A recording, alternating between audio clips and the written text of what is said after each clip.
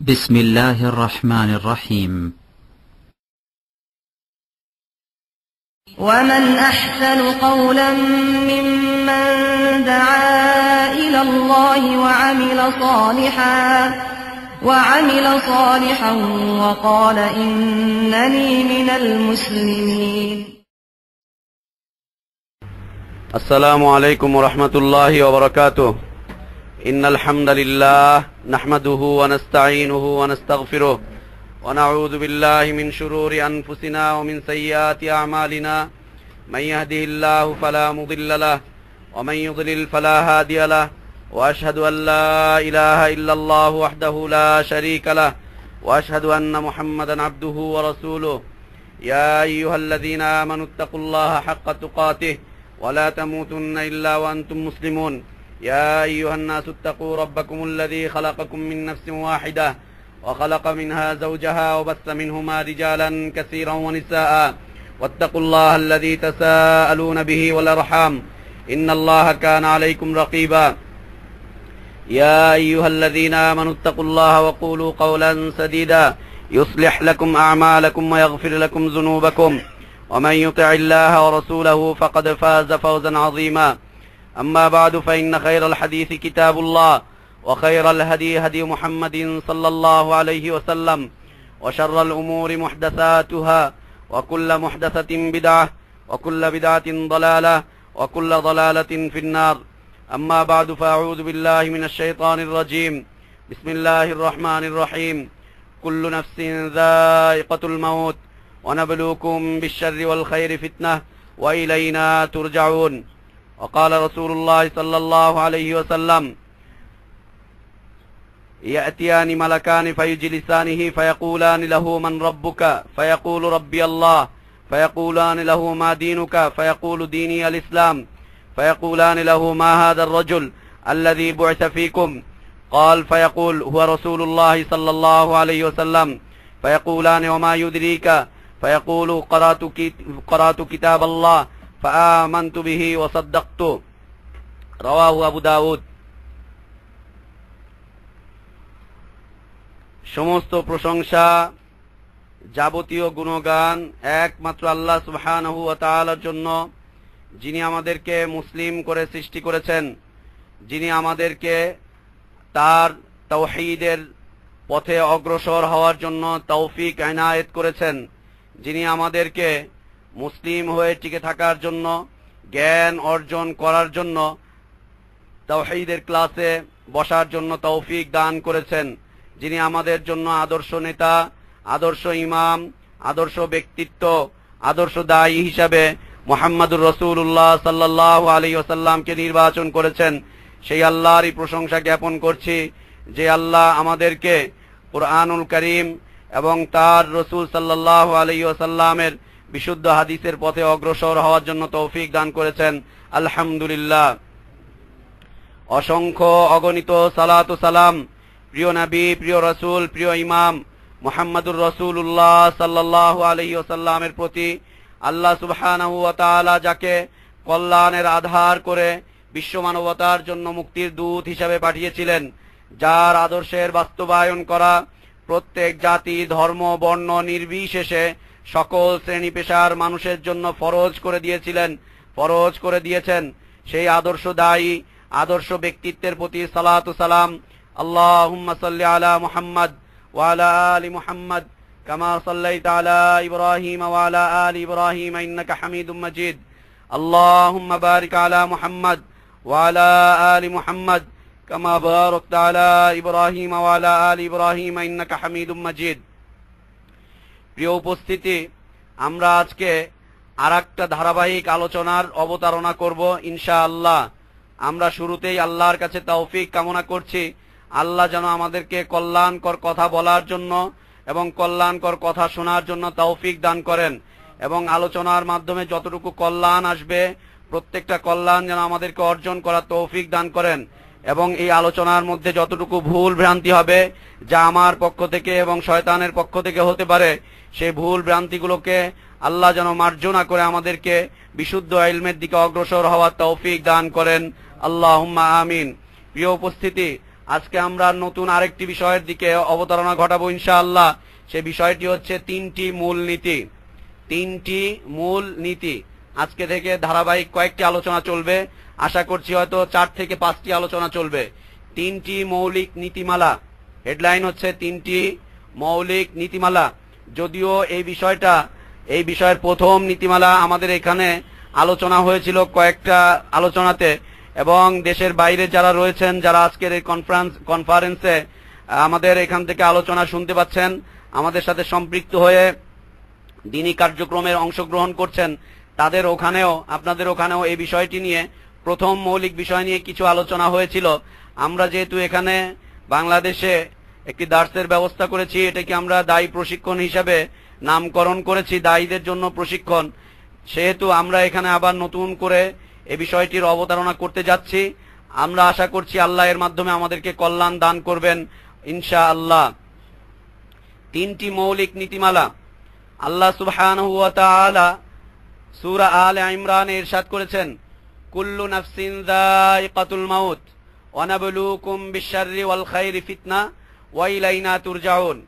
প্রত্যেকটা নফস অর্থাৎ প্রত্যেক আত্মা, প্রত্যেক মাখলুকই মৃত্যুবরণ করবে। প্রত্যেক মাখলুক কি করবে? মৃত্যুবরণ করবে। পৃথিবীতে এমন কোন মাখলুক থাকবে না যে মাখলুক চিরঞ্জীব। চিরঞ্জীবকে একমাত্র আল্লাহ সুবহানাহু ওয়া তাআলা, তিনি তার নামকরণ করেছেন আল হাইয়ুল কাইয়ুম। তিনি হচ্ছেন সদা সর্বদা চিরঞ্জীব, একমাত্র তিনিই টিকে থাকবেন, আর সব ভেঙে চুরে শেষ হয়ে যাবে। কুল্লু শাইইন হালিকুন ইল্লা ওয়াজহা, একমাত্র আল্লাহর সত্তাটাই টিকে থাকবে, আর আল্লাহর সত্তা ছাড়া যত মাখলুক রয়েছে সব মাখলুক একটা পর্যায়ে গিয়ে মৃত্যুবরণ করতেই হবে। এমনকি মালাইকারা পর্যন্ত মৃত্যুবরণ করবে। মালাইকাদের মধ্য হতে যিনি সর্বশ্রেষ্ঠ এবং সবচাইতে বড় যিনি নেতা, জিবরাইল আলাইহিস সালাতু ওয়াস সালাম, তিনিও মৃত্যুবরণ করবেন। এবং যেই মালাইকা, যেই ফেরেশতা মৃত্যুর দায়িত্বে নিয়োজিত রয়েছে, মালাকুল মাউত, আজরাইল নয়, মালাকুল মাউত তার নাম, আজরাইল তার নাম নয়। এটা আমাদের উপরে আল্লাহর পক্ষ থেকে একটি বালা। ইসলামকে সর্বপ্রথম পরিভাষাগতভাবে চেঞ্জ করে দেওয়া হয়েছে। পরিভাষার দিক দিয়ে প্রথম ইসলামকে চেঞ্জ করা হয়েছে। যেমন সালাত আমরা জেনে থাকি, কোরআনুল কারিমেও এসেছে সালাত, হাদিসেও এসেছে সালাত, আরবি পরিভাষাতেও এসেছে সালাত, আরবি ডিকশনারি গুলোতেও এসেছে সালাত। অথচ আমরা ভারতবর্ষের মানুষ এটাকে কি হিসাবে জানি? নামাজ হিসাবে জানি। আমরা জানতে পারি ডিকশনারির মাধ্যমে যে নামাজ আর সালাত দুইটা অর্থগতভাবে আকাশ এবং পাতাল পার্থক্য রয়েছে। নামাজ অর্থ হচ্ছে উপাসনা করা, আর সালাত অর্থ হচ্ছে আল্লাহর ইবাদতে নিজেকে আত্মসমর্পণ করা। একজন হিন্দু, একজন খ্রিস্টান, একজন ইহুদি, একজন অমুসলিম, একজন পৌত্তলিক, প্রত্যেকেই উপাসনা করতে পারে, কিন্তু মুসলিম কখনো উপাসনা করতে পারে না। অধিকাংশ তাফসিরে ইবাদতের অর্থ উপাসনা করা হয়েছে, সালাতের অর্থ উপাসনা করা হয়েছে। আসলে এই কথাটি সর্বৈব মিথ্যে কথা। সালাতের অর্থ একটি, আর নামাজের অর্থ আরেকটি। আরেকটি পরিভাষাগত পার্থক্য করা হয়েছে রোজা, যে রোজার মাসে আমরা এখন চলছি। এই রোজা শরঈ কোনো পরিভাষা নয়, এই রোজা কোরআনের পরিভাষা নয়, এই রোজা ইসলামের কোনো পরিভাষা নয়। এই রোজা শব্দটিকে রাসূল সাল্লাল্লাহু আলাইহি ওয়াসাল্লাম চিনতেন না, সাহাবীরা কেউ চিনতেন না। রোজার অর্থ হচ্ছে ক্ষুধার্ত থাকা, রোজার অর্থ হচ্ছে পানাহারকে বর্জন করা, পান করবে না, আহার করবে না। এই কাজটি পানাহার বর্জন করতে পারে অমুসলিমরাও, তারাও সারাদিন না খেয়ে থাকতে পারে, কিন্তু সিয়ামের অর্থ হচ্ছে বিরত থাকা। সিয়ামের অর্থ কি? বিরত থাকা। আল্লাহর সকল প্রকার আদেশ মেনে যত প্রকার নিষেধ রয়েছে, সর্বপ্রকার নিষেধ থেকে কি থাকবে? মুসলিম বিরত থাকবে। তার মধ্যে অন্যতম একটি হচ্ছে পানাহারকে বর্জন করবে। তার মধ্যে হতে আরেকটি বিষয় হচ্ছে যারা বিবাহিত স্ত্রী সহবাসকে বর্জন করবে। যুবকরা যত প্রকার কামাচার আছে সবকিছুকে বর্জন করবে। মানুষ তাকওয়ার দিকে ধাবিত হবে, সকল প্রকার হারাম কাজকে বর্জন করবে, সকল প্রকার হারাম কাজ থেকে বিরত থাকবে। আল্লাহর পক্ষ থেকে যত বিষয় নিষেধাজ্ঞা দেওয়া হয়েছে সবগুলো নিষেধাজ্ঞাকে সে মেনে নিবে, সবগুলো নিষেধাজ্ঞা থেকে সে বিরত থাকবে।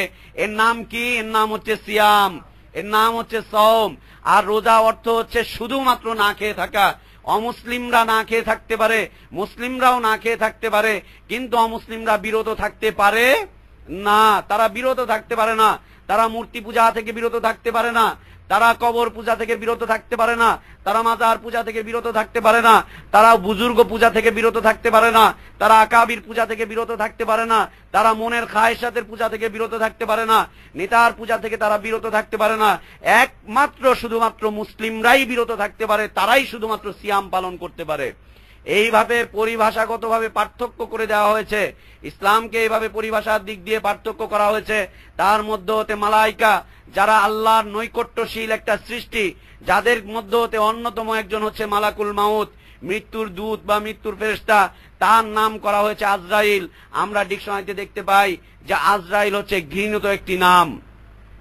আমরা ছোটবেলা থেকে শুনে এসেছি এবং ছোটবেলা থেকে যখন থেকে না বুঝতাম ততদিন পর্যন্ত যখনই আজরাইল নামটা আসতো তখনই ভয়ে শরীর কেঁপে উঠতো এবং তখনই আমরা তাদেরকে মনে মনে গালাগালাজ করতাম যে আজরাইলে কেমন, আজরাইল এসে নিয়ে চলে গেল, জান নিয়ে গেল, এই করলো সেই করলো। অনেকেই গালাগালি করে যাদের কাছে ইসলামের জ্ঞান নেই। অনেকে বলে আজরাইল আর কাউকে চোখে দেখলো না, এটাকেই নিয়ে গেল, সেটাকেই নিয়ে গেল। এই পরিভাষাগতভাবে একটা একটা করে ইসলামকে পার্থক্য করে দিয়ে ইসলামের মৌলিক নীতিমালার দিকে তারা অগ্রসর হয়েছে। পরিভাষার পার্থক্যের মাধ্যমে মৌলিক নীতিমালার পার্থক্য ঘুচানো হয়েছে, পার্থক্য করা হয়েছে। আল্লাহ আমাদেরকে এই সমস্ত পার্থক্য থেকে বেঁচে থাকার তৌফিক দান করেন। যেই মালাইকা, যেই সত্তা সারা পৃথিবীর সকল মাখলুককে মৃত্যু দান করে, সকল মাখলুকের জানকে যে কবজ করে, সেই মালাইকারও একটা পর্যায়ে মৃত্যু হয়ে যাবে, তাকেও মৃত্যু দেওয়া হবে। কিয়ামতের ঠিক সেই মুহূর্তে আল্লাহ সুবহানাহু ওয়া তাআলা মালাইকা, এই মৃত্যুর যে দূত রয়েছে, এই যে মৃত্যুর দূত রয়েছে মালাকুল মাউত, সে সর্বশেষ সকল মাখলুকের জান কবজ করে দিয়ে জিব্রাইল, মিকাইল, ইসরাফিল সকল জান কবজ করে দেওয়ার পরে সর্বশেষ আল্লাহর সামনে এসে সে দণ্ডায়মান হবে। আল্লাহ সুবহানাহু ওয়া তাআলা তাকে জিজ্ঞেস করবেন, মান বাকিয়া ইয়া মালাকুল মাউত, হে মালাকুল মাউত, হে মৃত্যুর ফেরেশতা, আর কে বাকি আছে? সেই দিন মালাকুল মাউত থরথর করে কাঁপতে থাকবে আর বলতে থাকবে যে আল্লাহ, আর কেউ বাকি নেই, আমি আছি আর তোমার সত্তা বেঁচে আছে, তোমার সত্তা টিকে আছে, একমাত্র তুমি আছো আর আমি আছি। তখন মালাকুল মাউতকে আল্লাহ সুবহানাহু ওয়া তাআলা নির্দেশ করবেন, মুতিয়া মালাকুল মাউত, হে মালাকুল মাউত, তুমি মৃত্যুবরণ করো, তুমি মরে যাও। এই বলার সাথে সাথে মালাকুল মাউত মৃত্যুবরণ করবেন। মৃত্যুবরণ করার পরে একমাত্র আল্লাহ সুবহানাহু ওয়া তাআলার সত্তাই টিকে থাকবে। আল্লাহ সুবহানাহু ওয়া তাআলা তখন বলতে থাকবেন, আইনাল জাব্বারুন, আইনাল মুতাকাব্বিরুন, হে অহংকারীরা তোমরা আজকে কোথায়? হে স্বৈরাচারীরা তোমরা আজকে কোথায়? হে মুশরিকেরা তোমরা আজকে কোথায়? হে ফিরআউন, নমরুদ, হামান, কামান, যারা রুবুবিয়্যাতের দাবি করেছিলে, যারা উলুহিয়্যাতের দাবি করেছিলে, যারা আমার ইবাদতের মধ্যে পরিবর্তন ঘটিয়েছিলে, আজকে তোমরা কোথায়? হে স্বৈরাচারী বাদশারা তোমরা আজকে কোথায়? তাগুতদেরকে আল্লাহ সুবহানাহু ওয়া তাআলা সেদিন ডেকে ডেকে বলতে থাকবেন, তোমরা আজকে কোথায়? তারা কেউ কোনো শব্দ থাকবে না। আল্লাহ সুবহানাহু ওয়া তাআলা বলবেন, লিমানিল মুলকুল ইয়াউম, আজকের দিনের রাজত্ব কার? আজকের এই দিনের রাজত্ব কার? আজকের এই দিনের রাজত্ব কার? কোথাও থেকে কোনো আজকে আওয়াজ আসবে না। তিনি বলবেন, লিল্লাহিল ওয়াহিদিল কাহ্হার, সমগ্র ক্ষমতাশালী একমাত্র পরাক্রমশালী আল্লাহরই ক্ষমতা আজকে টিকে আছে। আজকে আর কোনো অন্য কোনো শক্তি আর আজকে টিকে নেই। এই বিষয়ের দিকে আমরা অবতরণ করছি ইনশাআল্লাহ, যে মৃত্যুর পরের অবস্থা, তিনটি মৌলিক নীতিমালা যা প্রত্যেকটি মানুষের জন্য জানা একান্ত কর্তব্য, প্রত্যেকটা মানুষের জন্য জানা ফরজ। এই তিনটি মৌলিক নীতিমালার উপরে মুসলিম জীবনটা নির্ভর করবে। মুসলিম জীবন পরিচালিত হবে এই তিনটি মৌলিক নীতিমালার উপরে, এবং কবরে যাওয়ার সাথে সাথে তাকে এই তিনটি নীতিমালা সম্পর্কে প্রশ্ন করা হবে। এবং কবরে যাওয়ার পরে যখন এই তিনটি নীতিমালার উপরে উত্তর করতে পারবে, যে ব্যক্তি উত্তর দিতে পারবে সে ব্যক্তি সামনের জীবনটা সুন্দর করে কাটাবে, সে ব্যক্তি ফাকাদ ফাজা ফাওজান আযীমা হবে, মহা পুরস্কারে ভূষিত হবে। আর যে ব্যক্তি সেদিন এ উত্তর করতে না পারবে, সে সামনের দিকে তার জীবনটা শুধুমাত্র লাঞ্ছনা, শুধুমাত্র আযাব, শুধুমাত্র কষ্ট দিয়েই তার সামনের জীবনটা চলতে থাকবে। মৌলিকভাবে তিনটি নীতিমালা। প্রিয় উপস্থিতি, আমরা জেনে থাকি যে এই সমগ্র বিশ্বের একমাত্র স্রষ্টাকে আল্লাহ সুবহানাহু ওয়া তাআলা। আকাশকে কে সৃষ্টি করেছেন? জমিনকে কে সৃষ্টি করেছেন? তারকাকে কে সৃষ্টি করেছেন? চন্দ্রকে কে সৃষ্টি করেছেন? রাতকে কে সৃষ্টি করেছেন? জমিনকে কে সৃষ্টি করেছেন? দিনকে কে সৃষ্টি করেছেন? আবহাওয়াকে কে সৃষ্টি করেছেন? অক্সিজেনকে কে সৃষ্টি করেছেন, এর পরিবর্তন কে ঘটান এবং এর নিয়ন্ত্রণ কে করেন? একমাত্র কেবলমাত্র শুধুমাত্র আল্লাহ সুবহানাহু ওয়া তাআলা, শুধুমাত্র তিনি। যদি এই দায় দায়িত্ব মাখলুককে দিয়ে দেওয়া হতো যে এই মাখলুক বা অমুক মানুষ বা অমুক এলাকার নেতারা, অমুক এলাকার লোকেরা রাতের দায়িত্বে আছে, এরা রাত এনে দিবে, আর অমুক এলাকার লোকদেরকে দায়িত্ব দেওয়া হতো যে এরা দিনের দায়িত্বে আছে, এরা দিন ঘটাবে, আর এক গ্রুপকে দায়িত্ব দেওয়া হতো এরা সূর্যের দায়িত্বে থাকবে, আর এক গ্রুপকে দায়িত্ব দেওয়া হতো এরা চন্দ্রের দায়িত্বে থাকবে, আর এক গ্রুপকে দায়িত্ব দেওয়া হতো এরা কি বলে তারকার দায়িত্বে থাকবে, আর এক গ্রুপকে দায়িত্ব দেওয়া হতো এরা পাহাড়ের দায়িত্বে থাকবে, আর এক গ্রুপকে দায়িত্ব দেওয়া হতো এরা নদী নালা খাল বিল সাগরের দায়িত্বে থাকবে। তাহলে অবস্থাটা এমন দাঁড়াতো, যার কাছে দিনের দায়িত্ব দেওয়া হয়েছে রাতের দায়িত্বশীল ব্যক্তির সাথে তার সাথে সংঘর্ষ বেঁধে যেত। এ বলতো আমি এখন দিন আনবো, ও বলতো আমি এখন রাত আনবো। যে সূর্যের দায়িত্বে থাকতো সে তার সাথে চন্দ্রের সাথে সংঘর্ষ বেঁধে যেত। সে বলবে যে আমি এখন সূর্য উদিত করব, ও বলবে আমি এখন চন্দ্র উদিত করব। যে তারকার দায়িত্বে থাকবে সে বলবে এখন আর দিব না, অন্ধকার করে দিব। সাগর নদী নালার দায়িত্বে যে থাকবে সে বলবে যে আমি এখন বন্যা দিয়ে সারা পৃথিবীকে ডুবিয়ে দিব। আবার মাটি বা পাহাড়ের দায়িত্বে যে থাকবে সে বলবে তোমাকে আমি প্রোটেকশন দেওয়ার চেষ্টা করব। কিছু থেকে কিছু নয়, তাতেই বলে ভাতে মারবো, পানিতে মারবো, লবণে মারবো। আর যদি দায়িত্ব দেওয়া হতো তাহলে বলতো তোদেরকে অক্সিজেন দিব না, চলে আয় আমার দলে, যদি না আসিস তোদেরকে অক্সিজেনহীন করে মেরে ফেলবো। এই কি হতো না? আল্লাহ সুবহানাহু ওয়া তাআলা বলছেন লাউ কানা ফীহিমা আলিহাতুন ইল্লাল্লাহ লাফাসাদাতা ফাসুবহানাল্লাহি রাব্বিল আরশি আম্মা ইয়াসিফুন। আল্লাহ ছাড়া যদি অধিক ইলাহ হতো, আল্লাহ ছাড়া যদি একাধিক মাবুদ হতো, আল্লাহ ছাড়া যদি একাধিক খালেক হতো, আল্লাহ ছাড়া যদি একাধিক মুদাব্বির হতো, তাদবীরকারী হতো, পরিবর্তনকারী হতো, নিয়ন্ত্রণকারী হতো, তাহলে এই পৃথিবীর এই যে নিয়ন্ত্রণ রয়েছে, এই পৃথিবীর যে স্থিতিশীলতা রয়েছে তা ভেঙ্গে চুরে খান খান হয়ে যেত, শেষ হয়ে যেত। কিছুই পারছে না, তাই ভালো ভাতে মারবো, রিজিকে মারবো, পানিতে মারবো, আগুনে মারবো। আর যদি একে দায়িত্ব দেওয়া হতো সূর্যের, ও বলতো যে জ্বালিয়ে পুড়িয়ে ছারখার করে দিব, আমার মাধ্যমে চলে আয়। এজন্য আল্লাহ সুবহানাহু ওয়া তাআলার বিশাল হিকমত এই পৃথিবী পরিচালনার ক্ষেত্রে মানুষের মৌলিক যতগুলো প্রয়োজন আছে প্রত্যেকটা প্রয়োজন আল্লাহ সুবহানাহু ওয়া তাআলা নিজের হাতে রেখে দিয়েছেন। কাউকে দায়িত্ব এবং কর্তৃত্ব কাউকে দেননি, পুরোটাই তিনি পরিচালনা করছেন, পুরোটাই তিনি তাদবীর করছেন। এই বিশ্বাস মক্কার মুশরিকদের মাঝেও ছিল। মক্কার মুশরিকদেরকে জিজ্ঞাসা করা হয়েছিল, আল্লাহ রাসূল সাল্লাল্লাহু আলাইহি ওয়াসাল্লামকে বলা হচ্ছে, রাসূল সাল্লাল্লাহু আলাইহি ওয়াসাল্লামকে আল্লাহ তাআলা বলছেন যে নবী তুমি তাদেরকে জিজ্ঞাসা করো, লাইন সাআলতাহুম মান খালাকাস সামাওয়াতি ওয়াল আরদ লা ইয়াকুলুন্নাল্লাহ, নবী তুমি তাদেরকে জিজ্ঞেস করো কে সৃষ্টি করেছেন আকাশকে, কে সৃষ্টি করেছেন এই জমিনকে, তারা অবশ্যই বলবে আল্লাহ। অবশ্যই কি বলবে? আল্লাহ। মক্কার মুশরিকদের পর্যন্ত এই স্বীকারোক্তি ছিল। আল্লাহ সুবহানাহু ওয়া তাআলা আরো জিজ্ঞেস করতে বলছেন নবী জিজ্ঞেস করো কুল মান ইয়ারযুকুকুম মিনাস সামাই ওয়াল আরদ, নবী তুমি তাদেরকে জিজ্ঞেস করো কে তোমাদেরকে রিজিক দেয় আকাশ সমূহ থেকে এবং জমিন থেকে। আম্মান ইয়ামলিকুস সামা ওয়াল আবসার, কে তোমাদেরকে দৃষ্টি শক্তি দেয়, কে তোমাদেরকে কর্ণ শক্তি দেয়। ওমান ইউখরিজুল হাইয়্যা মিনাল মাইয়িত, কে মৃত্যু থেকে জীবন্তকে বের করে আনে, মৃত সত্তা থেকে কে জীবন্তকে বের করে আনে, জীবনকে বের করে আনে। ওমান ইউখরিজুল হাইয়্যা মিনাল মাইয়িত ওমান ইউখরিজুল মাইয়িতা মিনাল হাইয়্য, আর জীবন্ত সত্তা থেকে কে মৃত্যুকে বের করে আনে। অর্থাৎ জীবন কে দেয় এবং মৃত্যু কে দেয়। জীবন্ত একটা বস্তু থেকে মৃত বস্তুকে কে বের করে আনে, আবার মৃত একটা বস্তু থেকে জীবন্তকে কে বের করে আনে। নবী তুমি তাদেরকে জিজ্ঞেস করো, তারা অবশ্যই বলবে ফাসায়াকুলুনাল্লাহ, অবশ্যই আল্লাহ। ওমান ইউখরিজুল হাইয়্যা মিনাল মাইয়িত ওমান ইউদাব্বিরুল আমরা, নবী তুমি তাদেরকে আরো জিজ্ঞেস করো যে আকাশ জমিন, সূর্য চন্দ্র এবং নক্ষত্র, রাত দিনের পার্থক্য, এই সব কিছুকে কে নিয়ন্ত্রণ করেন? একমাত্র আল্লাহ সুবহানাহু ওয়া তাআলা নিয়ন্ত্রণ করেন। এ বিশ্বাস কাদের ছিল? মক্কার মুশরিকদের পর্যন্ত এই বিশ্বাস ছিল। যে আকাশ সৃষ্টি করেছেন তিনি রিজিক দেন, তিনি হায়াত দেন, তিনি মৃত্যু দান করেন, তিনি সবকিছু করেন, তিনি দুনিয়ার পরিচালনা করেন, তিনি দুনিয়াতে পরিবর্তন ঘটান, তিনি বন্যা দেন, তিনি আবহাওয়ার নিয়ন্ত্রণ করেন, তিনি অক্সিজেন দান করেন। এই বিশ্বাস মক্কার মুশরিকরা পর্যন্ত করত।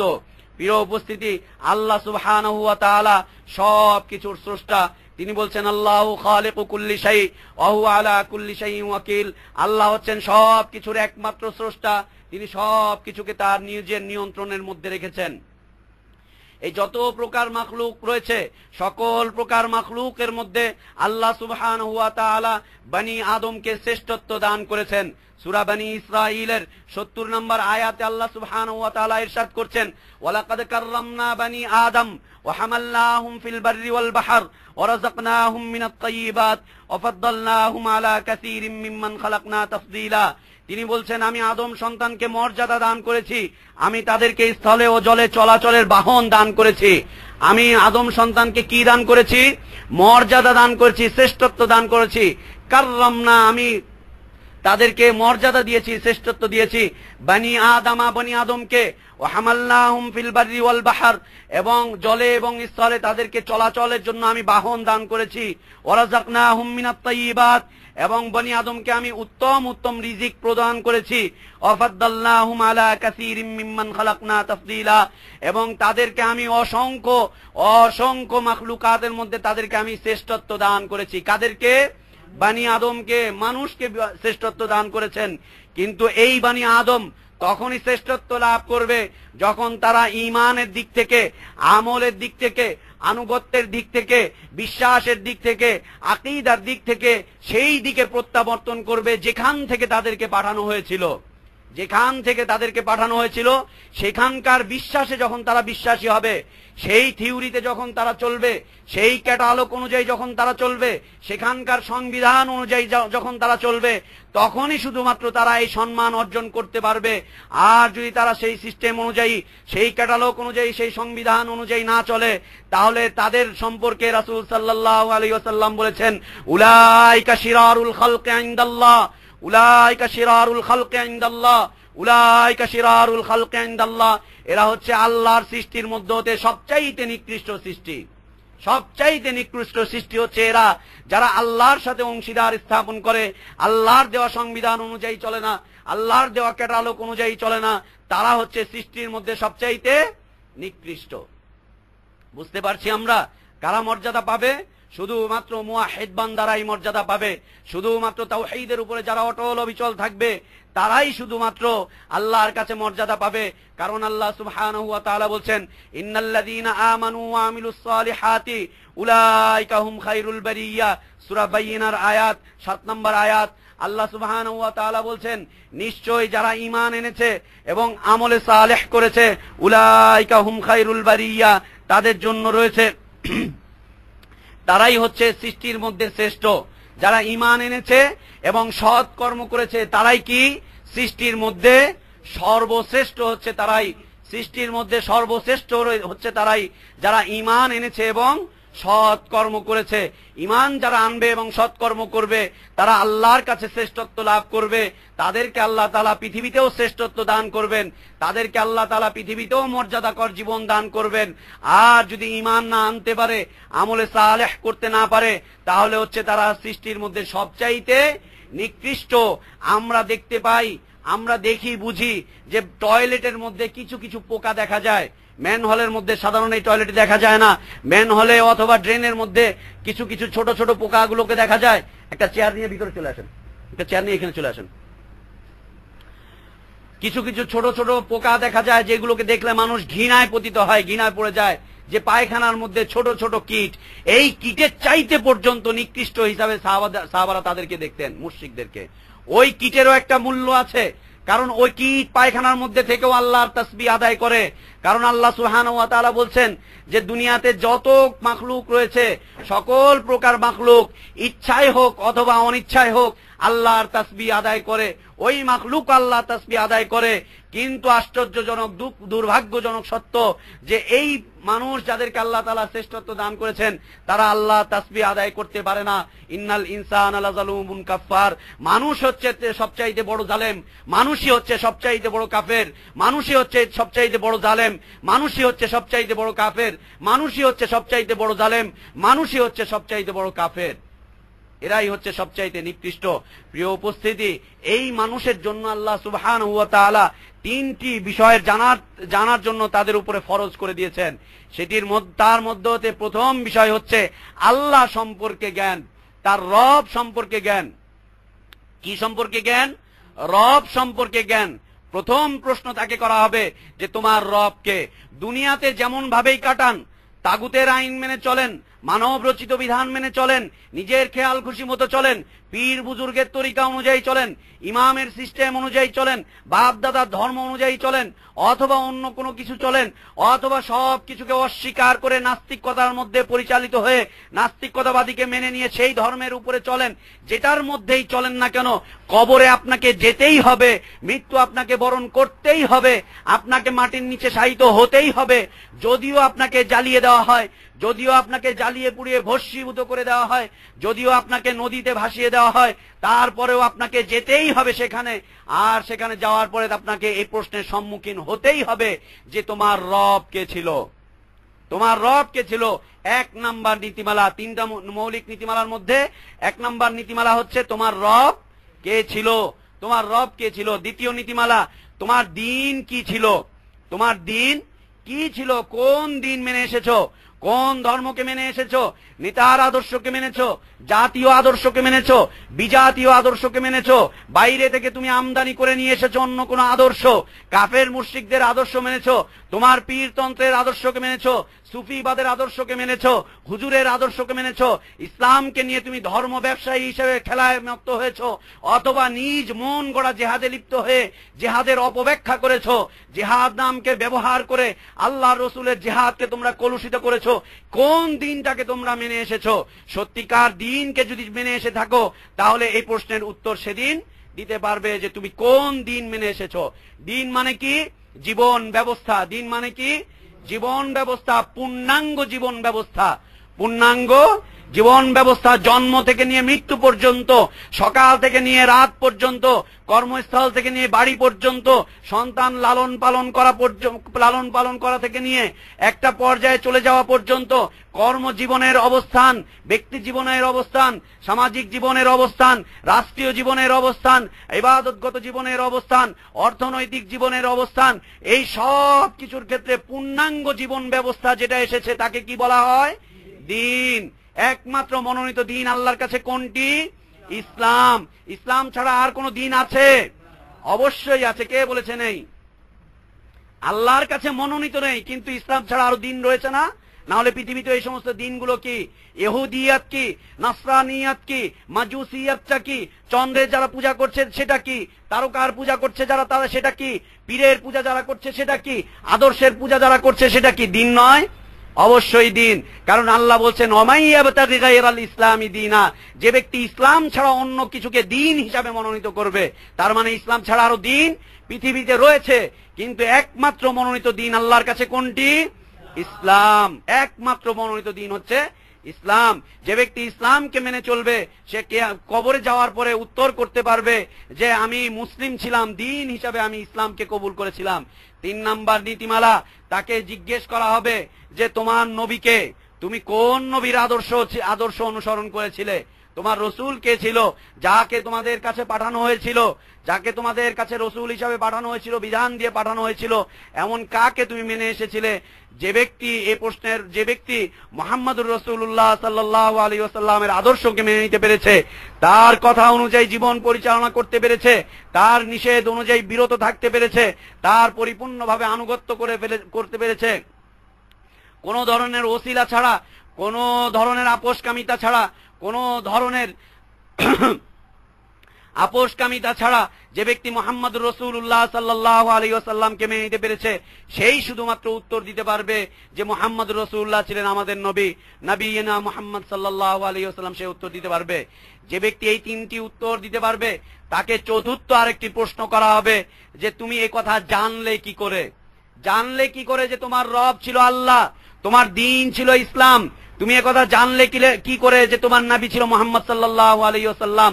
তখন সে সোজা উত্তর দিবে কারাতু ফি কিতাবিল্লাহ ওয়া সুন্নতি নবিহি সাল্লাল্লাহু আলাইহি ওয়াসাল্লাম ফাআমানতু ওয়া সাদ্দাকতু বিহি। আমি আল্লাহর কিতাব থেকে এগুলোকে পড়েছি, আল্লাহর কিতাব থেকে আমি এগুলোকে জেনেছি। তাহলে ঈমানের কথা কোথায় জানা যাবে? আল্লাহর কিতাবে কুরআনুল কারীমে জানা যাবে এবং রাসূলের হাদিসে জানা যাবে। এছাড়া কোনো তরিকার কিতাবে জানা যাবে না, মাযহাবের কিতাবে জানা যাবে না, নেতার কিতাবে জানা যাবে না, হুজুরের কিতাবে জানা যাবে না, ইমামের কিতাবে জানা যাবে না। ঈমান সংক্রান্ত বিষয় জানতে হলে কোন কিতাব থেকে জানতে হবে? আল্লাহর দেওয়া কিতাব থেকে জানতে হবে। নবী মুহাম্মদ সাল্লাল্লাহু আলাইহি ওয়াসাল্লামের ছেড়ে যাওয়া আদর্শ থেকে জানতে হবে ঈমান সংক্রান্ত বিষয়। এছাড়া বাইরের কোথাও থেকে জানা যাবে না। আশআরিয়া কোনো আকীদা নয়, মাতুরিদিয়া কোনো আকীদা নয়, চরমনাই কোনো আকীদা নয়, দেওবন্দিয়াত কোনো আকীদা নয়, বেরেলভিয়াত কোনো আকীদা নয়, হানাফিয়াত কোনো আকীদা নয়, মালিকিয়াত কোনো আকীদা নয়, চিশতিয়াত কোনো আকীদা নয়, হুকুমিয়াত কোনো আকীদা নয়, ইকামতিয়া কোনো আকীদা নয়, তারপর জমহুরিয়া কোনো আকীদা নয়, জিহাল, তারপর মুজাজ্জামিয়া কোনো আকীদা নয়, মুতামাসসিলা কোনো আকীদা নয়। একমাত্র আকীদা আসবে কোত্থেকে? আল্লাহ সুবহানাহু ওয়া তাআলার পক্ষ থেকে। আজকে যারা এখানে দায়ী ভাইরা রয়েছেন, দেশের বাইরে যারা আজকে আমাদের এখান থেকে আলোচনাগুলো শুনছেন, আপনাদের প্রতি অত্যন্ত বিনীত নিবেদন করছি, আলোচনার দিকে একটু ভালোভাবে দৃষ্টি নিবন্ধন করবেন। আমি আসলে কি বলছি সেটা একটু জানার চেষ্টা করবেন, একটু বোঝার চেষ্টা করবেন। আমরা আসলে অন্য কিছুই নই, আমরা আসলে মুক্তিকামী একটি দল, আমরা নাজাতকামী একটি জামাত।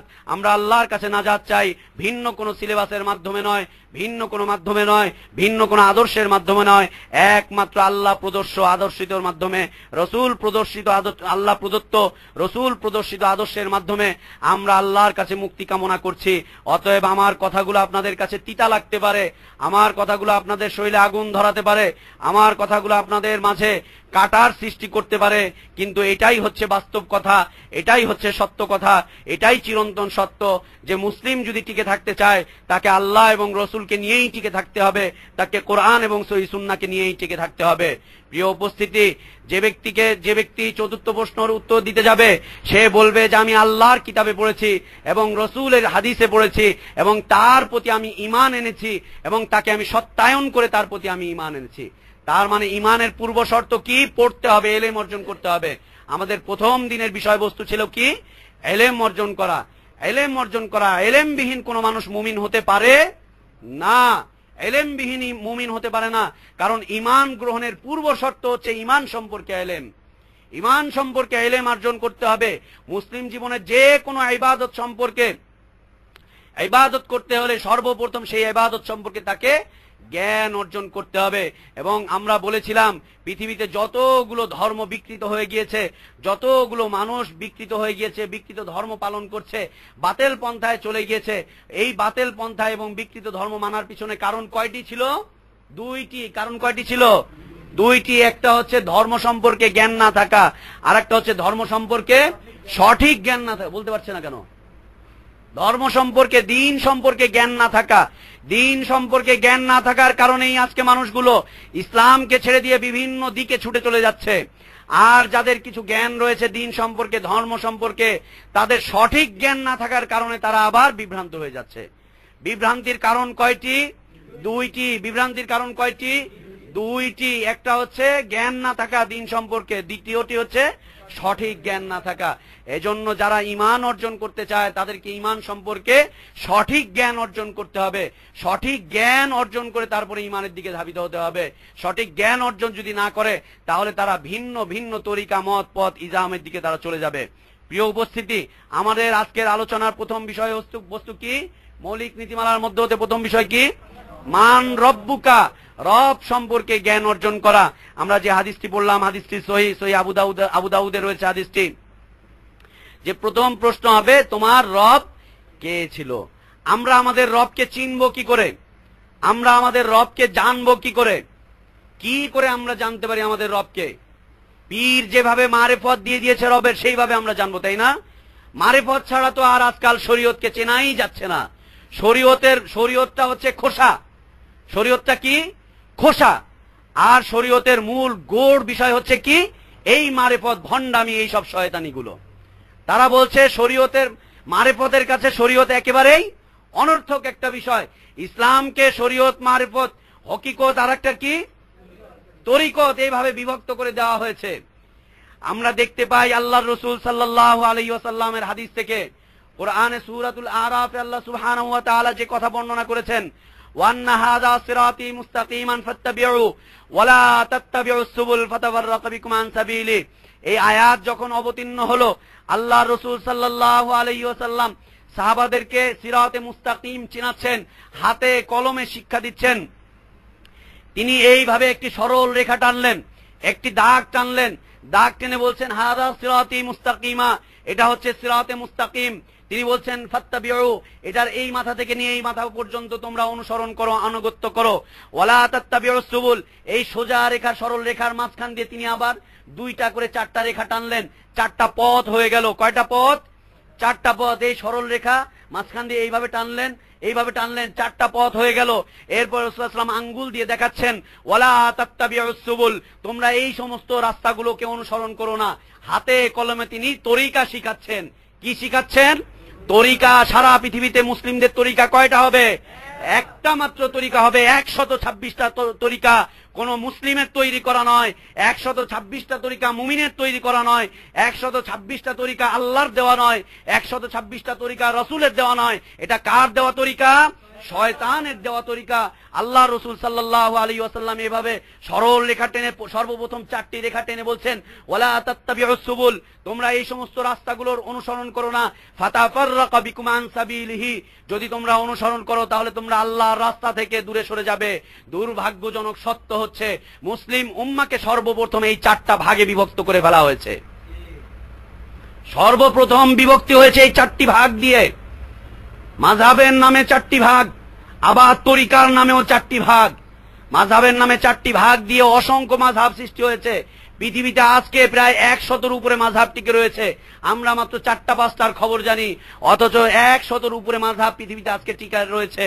এবং তরিকার নামে 126টা পর্যন্ত তারা বলছে যে 126টা রয়েছে। আসলে লক্ষ লক্ষ তরিকা তৈরি করা হয়েছে। শুধুমাত্র আমাদের প্রিয় এই মাতৃভূমি, আমাদের এই জন্মভূমি বাংলার বুকে 3 লক্ষ তরিকাকে গড়তে পেরেছে এই শয়তানগুলো, এই ইবলিসগুলো ইসলামকে 3 লক্ষ ভাগে বিভক্ত করে ফেলেছে। আল্লাহ আমাদেরকে হেফাজত করেন, আল্লাহুম্মা আমিন। প্রিয় উপস্থিতি, আমরা আল্লাহকে জানবো কি করে? আমরা আমাদের রবকে চিনবো কি করে? তিনি যে আমাদের রব, এটা আমরা চিনবো কি করে? আমরা রবের অর্থ জানতে পারি। রব শব্দটি তার অর্থ বহন করছে রুবুবিয়্যাত। রব, রব মানে কি? আলেম ওলামা কারা আছো? রব মানে কি? প্রতিপালনকারী, তারবিয়ত করে। রুবুবিয়্যাত, যে তারবিয়ত করে, লালন পালন করে যে ছোট্ট বাচ্চাটিকে। কোরআনুল কারীমে এসেছে মুসা আলাইহিস সালাতু ওয়াস সালামকে ফিরাউন জিজ্ঞেস করছিল আলাম নুরাব্বিকা ফিনা ওয়ালিদা ওয়া লাবিস্তা ফিনা মিন উমরিকা সিনিন। সূরাতুশ শুআরার আয়াত, সূরাতুশ শুআরা 18 নম্বর আয়াত। তিনি আল্লাহ সুবহানাহু ওয়া তাআলা বলছেন ফিরাউন এভাবে মুসা আলাইহিস সালাতু ওয়াস সালামকে তার ইহসান অথবা খোটা দিয়ে জিজ্ঞেস করছে আলাম নুরাব্বিকা ফিনা ওয়ালিদা, আমি কি তোমাকে তোমার ছোট্ট অবস্থায় প্রতিপালন করিনি? ফিরাউন, মুসা আলাইহিস সালাম কোথায় লালিত পালিত হয়েছিলেন? ফিরাউনের ঘরে। যেখানে ফিরাউন সেখানে মুসার জন্ম, যেখানে শিরিক সেখানে মুওয়াহিদ বান্দাদের জন্ম। বাংলার আনাচে কানাচে আজকে শিরকের সয়লাব ঘটে গিয়েছে। আল্লাহর শুকরিয়া যে আল্লাহ বাংলার এই জমিনে আমাদের মতো মুওয়াহিদ বান্দাদেরকে আবার তৈরি করছেন। ইনশাআল্লাহ এই জমিন থেকে শিরিক উৎখাত হবে, ইনশাআল্লাহ এই জমিন থেকে শিরিক উৎখাত হবে, ইনশাআল্লাহ এই জমিন থেকে শিরিক উৎখাত হবে। শিরকের এই সমস্ত প্রাসাদগুলো ভেঙে চুরে খান খান হয়ে যাবে কোরআন এবং সহিহ হাদিসের তলোয়ার দিয়ে ইনশাআল্লাহ। আল্লাহ যেন আমাদেরকে সেই তৌফিক দান করেন। মুসা আলাইহিস সালাতু ওয়াস সালামকে জিজ্ঞেস করছে আলাম নুরাব্বিকা ফিনা ওয়ালিদা, আমি কি তোমাকে তোমার ছোট্ট অবস্থায় প্রতিপালন করিনি? ওয়ালা বিস্তা ফিনা মিন উমরিকা সিনিন, এবং তোমাকে একটা বয়স পর্যন্ত কি আমি পৌঁছে দেইনি, সেই পর্যন্ত লালন পালন করিনি? তাহলে রবের অর্থ কি পাওয়া যাচ্ছে? প্রতিপালন করা একটা অর্থ। আসলে এক অর্থ দিয়ে রুবুবিয়্যাতের কোনো অর্থ পাওয়া যাবে না, কারণ কুরআনুল কারীমে আল্লাহ সুবহানাহু ওয়া তাআলা রুবুবিয়্যাতের অসংখ্য আলোচনা করেছেন, রুবুবিয়্যাতের অসংখ্য আলোচনা করেছেন। এই সূরা শুআরাতে আল্লাহ সুবহানাহু ওয়া তাআলা, আমরা যে কথা বললাম যে মুসা আলাইহিস সালাতু ওয়াস সালামের একটি কথা, এবং আল্লাহ সুবহানাহু ওয়া তাআলা তাওহীদের ইমাম, আদর্শ ব্যক্তিত্ব, যার আদর্শকে গ্রহণ করার জন্য সাহাবাদেরকে পর্যন্ত নির্দেশ করেছিলেন, যার উসওয়া কুদওয়াকে গ্রহণ করার জন্য সাহাবাদেরকে পর্যন্ত বলেছিলেন এবং বলেছিলেন যে তার মধ্যে তোমাদের জন্য আদর্শ রয়েছে। তিনি কে? ইব্রাহিম আলাইহিস সালাতু ওয়াস সালাম। এই ইব্রাহিম আলাইহিস সালাতু ওয়াস সালামের সাথে তার বাবার সাথে কথোপকথন হচ্ছে সূরাতুশ শুআরায় 59 থেকে নিয়ে 87 নম্বর আয়াত পর্যন্ত, প্রায় 27টি আয়াতে, 26-27টি আয়াতে আল্লাহ সুবহানাহু ওয়া তাআলা তার রুবুবিয়্যাতের নিদর্শনকে পেশ করছেন। ইব্রাহিম আলাইহিস সালাতু ওয়াস সালামের কথা আল্লাহ সুবহানাহু ওয়া তাআলা এই সূরাতে উল্লেখ করে বলছেন, ওয়াতলু আলাইহিম নাবা ইব্রাহিম, তোমরা ইব্রাহিমের জীবন আদর্শকে দেখো। ইয ক্বালা লিআবিহি ওয়া কওমিহি মাযা তা'বুদুন, যে ইব্রাহিম তার বাবাকে বলছে, এ বাবা তুমি কার ইবাদত করছো? ইয ক্বালা লিআবিহি ওয়া কওমিহি মা তা'বুদুন, বাবা তুমি কার ইবাদত করছো?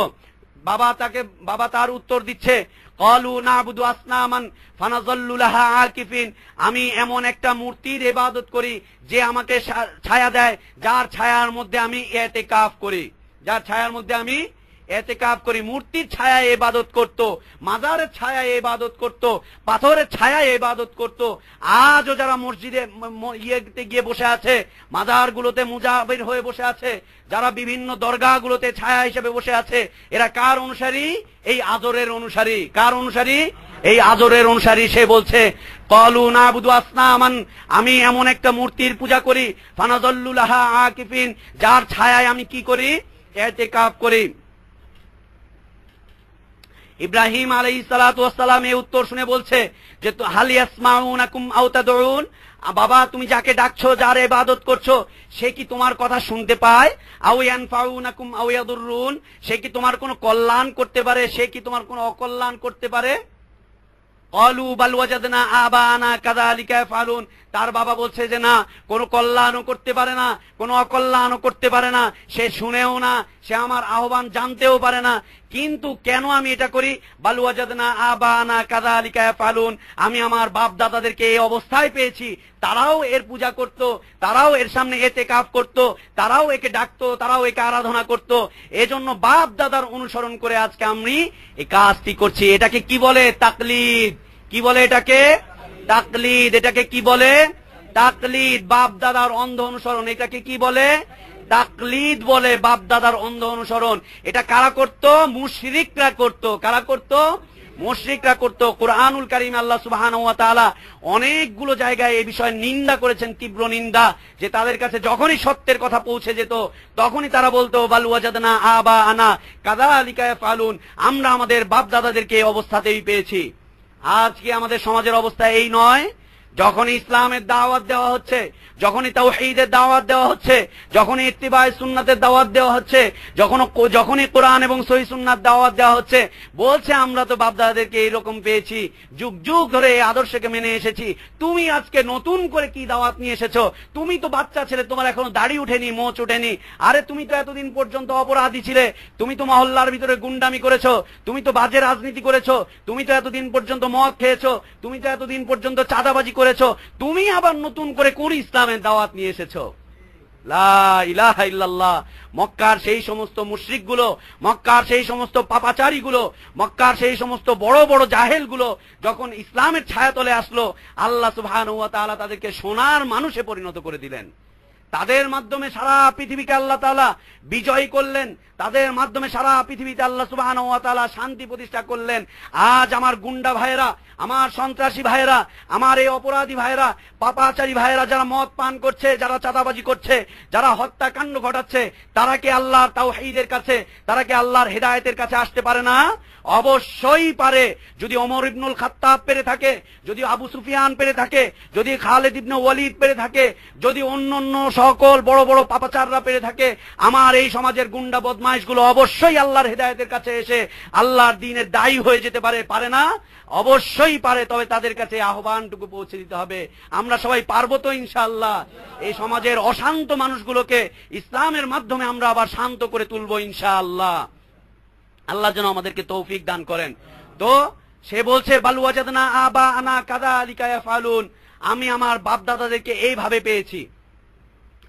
তারপরে বলছে ক্বালা ফারাআইতুম মা কুনতুম তা'বুদুন, এই ইব্রাহিম তুমি তোমার যার ইবাদত করছো তার কথা বলো। আনতুম আবাউকুমুল আকদামুন, ইব্রাহিম আস্তাগফিরুল্লাহল আযীম, ইব্রাহিম আলাইহিস সালাতু ওয়াস সালাম বলছে, আফারাআইতুম মা কুনতুম তা'বুদুন, তুমি যার ইবাদত করছো, তুমি যার ইবাদত করছো এই বিষয়ে তোমার কাছে কোনো জ্ঞান আছে? আনতুম ওয়া আবাউকুমুল আকদামুন, এবং তুমি আর তোমার বাপ-দাদারা যাদের ইবাদত করেছে সেই বিষয়ে কি তোমাদের কাছে কোনো দলিল আছে? জিজ্ঞেস করছেন। তারপর ইব্রাহিম আলাইহিস সালাতু ওয়াস সালাম মুওয়াহহিদ, তাওহীদবাদীদের ইমাম, মুওয়াহহিদ বান্দাদের ইমাম, তিনি বলছেন ফাইন্নাহুম আদুউল্লি ইল্লা রাব্বাল আলামিন, এই তুমি এবং তোমাদের এই বাপ দাদা যত কিছুর ইবাদত করছো, যার ইবাদত করছো তারা এবং তোমরা সবাই আল্লাহ রাব্বুল আলামিনের শত্রু। ফাইন্নাহুম আদুউল্লি ইল্লা রাব্বাল আলামিন, তোমরা সবাই আমার শত্রু, একমাত্র আমার বন্ধু হচ্ছেন কে? রব্বুল আলামিন। রব্বুল আলামিন জগৎ সমূহকে যিনি প্রতিপালন করেন, জগৎ সমূহের যিনি প্রতিপালন করেন, জগৎ সমূহের প্রয়োজন যিনি মিটান, তিনি হচ্ছেন কে? রব্বুল আলামিন, রব। তিনি বলছেন যে তোমরা সবাই, তুমি এবং তোমার পূর্ববর্তী যারা রয়েছে সবাই হচ্ছে কি আমার শত্রু। মুওয়াহহিদের শত্রু হচ্ছে একমাত্র কে?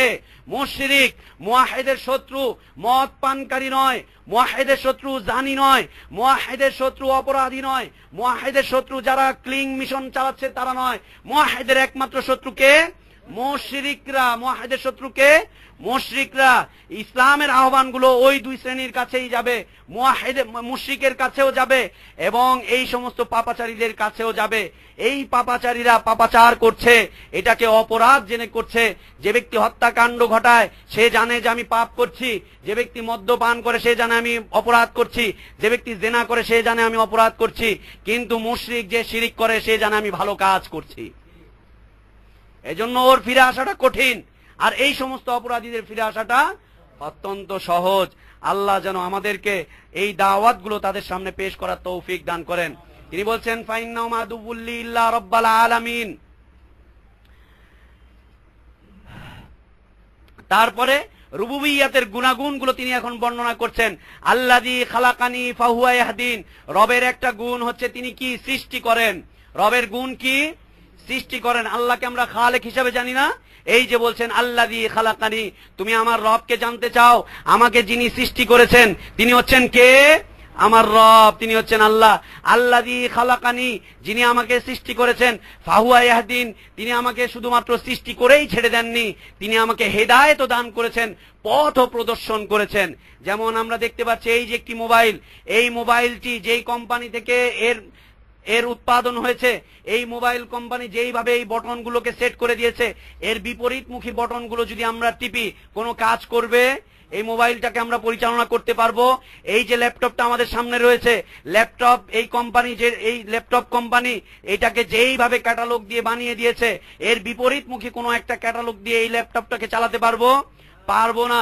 মুসলিমকে যিনি সৃষ্টি করেছেন, মানুষকে যিনি সৃষ্টি করেছেন, তাদের জন্য তিনি আবার ক্যাটালগও দিয়ে দিয়েছেন, পথ পদ্ধতি দিয়ে দিয়েছেন। তার নাম কি? হেদায়েত। আল্লাযী খালাকানি ফাহুয়া ইয়াহদিন, যিনি আমাকে সৃষ্টি করেছেন তিনি আমাকে হেদায়েত দান করেছেন। তাহলে হেদায়েত আসবে কোত্থেকে? একমাত্র আল্লাহর থেকে আসবে। পীরের থেকে হেদায়েত আসবে না, নেতার থেকে হেদায়েত আসবে না, বাপ দাদার থেকে হেদায়েত আসবে না, অন্য কারো থেকে হেদায়েত আসবে না। হেদায়েতের মালিক স্বয়ং নবী রাসূলরাও নন, হেদায়েতের মালিক কোন ফেরেশতাও নন। হেদায়েতের একমাত্র মালিক কে? আল্লাহ সুবহানাহু ওয়া তাআলা। আল্লাহ সুবহানাহু ওয়া তাআলা রাসূল সাল্লাল্লাহু আলাইহি ওয়াসাল্লামকে লক্ষ্য করে বলছেন, ইন্নাকা লা তাহদি মান আহবাবতা ওয়ালাকিন্নাল্লাহা ইয়াহদি মান ইয়াশা। নবী, তুমি যাকে ভালোবাসো তুমি তাকে হেদায়েত দিতে পারবে না। আল্লাহ যাকে চান তাকেই শুধুমাত্র হেদায়েত দান করবেন। যেমনি ভাবে আল্লাহ সুবহানাহু ওয়া তাআলা আমাদেরকে হেদায়েত দান করেছেন। আল্লাহর কাছে দোয়া করছি, রব্বানা লা তুযিগ কুলুবানা বাদা ইয হাদাইতানা। আল্লাহ, হেদায়েত যখন দিয়েই দিয়েছো, আল্লাহ তুমি আমাদেরকে আর গোমরা করে দিও না। আল্লাহ তুমি আমাদেরকে আর গোমরা করে দিও না। আল্লাহ তুমি আমাদেরকে আর গোমরা করে দিও না। তো রুবুবিয়্যাতের দুইটা গুণ আমরা পাচ্ছি, একটা হচ্ছে সৃষ্টি করা, আর একটা হচ্ছে কি করা? হেদায়েত দান করা। রুবুবিয়্যাতের দুটি গুণ হচ্ছে আল্লাযী খালাকানি ফাহুয়া ইয়াহদিন, যিনি সৃষ্টি করবেন তিনি হেদায়েত দান করবেন। রুবুবিয়্যাতের আরেকটি গুণ বর্ণনা করছেন, ওয়াল্লাযী হুয়া ইউতঈমুনি ওয়া ইয়াসকিন, রব হচ্ছেন তিনি যিনি আমাকে খাদ্য দান করেন, যিনি আমাকে পানীয় দান করেন। খাদ্য কে দান করেন? আল্লাহ সুবহানাহু ওয়া তাআলা দান করেন। পানীয় কে দান করেন? আল্লাহ সুবহানাহু ওয়া তাআলা দান করেন। এটা হচ্ছে কি? রুবুবিয়্যাতের অর্থ, রুবুবিয়্যাতের গুণ। ওয়াইদা মারিতু ফাহুয়া ইয়াশফিন, তিনি বলছেন যে আমি যখন অসুস্থ হয়ে যাই তিনি তখন আমাকে সুস্থতা দান করেন। তাহলে অসুস্থতা দেওয়ার মালিক কে? আল্লাহ। আবার সুস্থ করার মালিক কে? আল্লাহ। কোন খাজা বাবা সুস্থ করতে পারে না, কোন গাজা বাবা সুস্থ করতে পারে না, কোন ল্যাংটা বাবা সুস্থ করতে পারে না, কোন ময়লা বাবা সুস্থ করতে পারে না, কোন লোটা বাবা সুস্থ করতে পারে না, কোন কুত্তা শাহ সুস্থ করতে পারে না, কোন পাথর শাহ সুস্থ করতে পারে না, কোন কুমির শাহ সুস্থ করতে পারে না। সুস্থ করার একচ্ছত্র মালিক কে? আল্লাহ। ওয়াইদা মারিতু ফাহুয়া ইয়াশফিন ওয়াল্লাযী ইউমীতুনী সুম্মা ইউহয়ীন, আমি যখন মৃত্যুবরণ করব যিনি আমাকে মৃত্যু দান করবেন অতঃপর তিনি আমাকে আবার জীবিত করবেন। তাহলে জীবন দান করার মালিক কে? আল্লাহ। এটা কি? এটা রুবুবিয়্যাতের একটা গুণ। এবং মৃত্যু দান করার মালিক কে? একমাত্র আল্লাহ সুবহানাহু ওয়া তাআলা। এটা কি? রুবুবিয়্যাতের গুণ। ওয়াল্লাযী ইউমীতুনী সুম্মা ইউহয়ীন ওয়াল্লাযী আতমাউ আন ইয়াগফিরা লি খাতিয়াতি ইয়াউমাদ্দিন, এবং তিনি বলছেন যে আমি তমা করছি, আমি আশঙ্কা করছি, আমি আশা পোষণ করছি, আমি আল্লাহর কাছে চাচ্ছি খাতিয়াতি ইয়াউমাদ্দিন, আতমাউ আন ইয়াগফিরা লি, যিনি আমাকে ক্ষমা করবেন। রুবুবিয়্যাতের একটা গুণ কি? ক্ষমা করা। রুবুবিয়্যাতের গুণ কি?